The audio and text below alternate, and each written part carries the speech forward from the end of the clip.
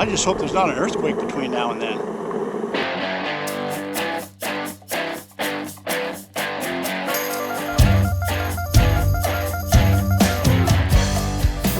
Okay, so I'm on one of my job sites right here, and today what we're going to be talking about is concrete formwork or setting forms prior to pouring concrete. But before we do that, I want to explain a little bit to you about what's going on this particular job site. As you can see, we've got a freestanding roof structure before the construction started. This was the actual garage to the existing house, and then before we started this construction, we built another garage in the back. So now that is the new garage. They've moved everything out of the old garage into the new garage, and then this is going to be converted into a room addition. However, the roof structure and the framing that was here was going to remain. However, we found out during the demolition that the foundation, the existing foundation, was crumbled and broke in about 12 different places, and it was virtually impossible to use the existing foundation. So the engineer has designed a new design, which includes bigger footings, deeper footings, new grade beams. And so before we could do that, we had to shore up this addition, and that's what we did. As you can see, the roof structure is actually in really good shape. This is looking really good. It was kind of waste to tear all this down. So the contractor elected to go ahead and save the roof structure, shore everything up on the outside, as you can see, and allow us to do the foundation work on the inside.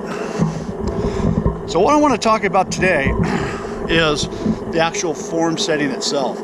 Now here in Southern California, we probably do things a little bit differently than what you would do in different parts of the country, or from all over the world for that matter. It's very much different, but this is why I want to share with you guys, show you different methods maybe that we do. So starting out right here, before the foundation is poured, you want to establish an elevation height and where the finished floor needs to be. And this is what we've done right here. And then you set up some string lines to get everything nice and level, and you hang your very first board right here, the very top board, if you will. And that is set at elevation. And then from there, you can go ahead and underpin for as much as you need. In this case, on this side, it appears to be about a 2x8 underpin. That's all we need to support the concrete from this side right here from coming out and being above grade. And you can see that the stakes we use are actually 2x4 stakes. We're doing this because the wall of the concrete, the form I should say, is about 18 inches above grade. And concrete is extremely heavy when it's poured. And you can see the size of the footings right here. So when the concrete is poured and the weight goes against these forms, the pressure is incredible. So that's why you need to have proper reinforcement on the back side. In this case, 2x4s turn sideways here, and then these are called kickers, and this is what holds it nice and true and plumb.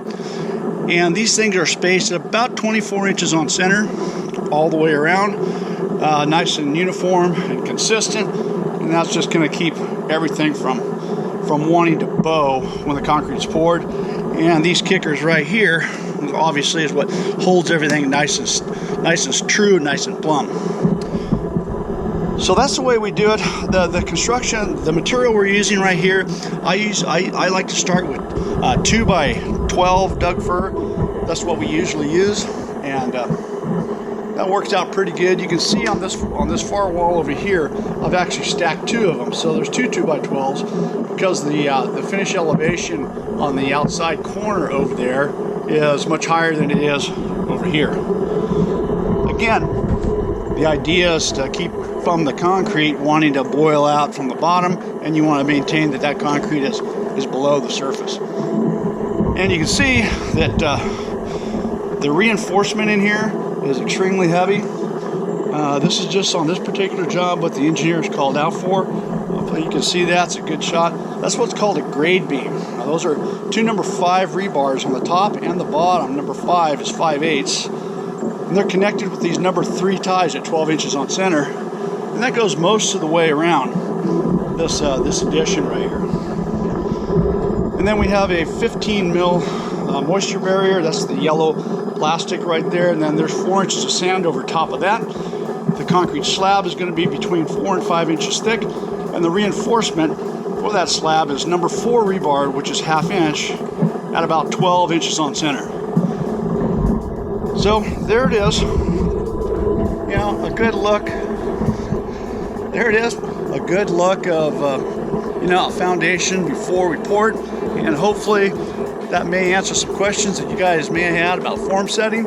That's just the way we do it here in Southern California. I know it's probably different in different parts of the world, wherever you may be. But anyways, I hope this video was informative to you. Thanks for watching.